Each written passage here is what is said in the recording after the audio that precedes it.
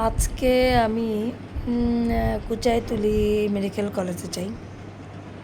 তো যাওয়ার পরে আমি যে অবস্থা দেখলাম, খুবই খারাপ, খুবই নোংরা। অথচ এটা কিন্তু সরকার থেকে নিশ্চয়ই অনেক অর্থ আসে, কিন্তু এত নোংরা কী বলবো আর।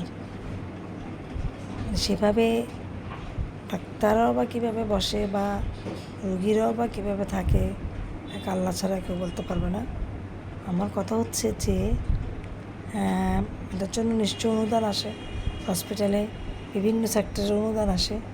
সেই অনুদান দিয়ে ইচ্ছে করলে কিন্তু হসপিটালটাকে অনেক অনেক সুন্দরভাবে সাজিয়ে গুছিয়ে চালাতে পারে।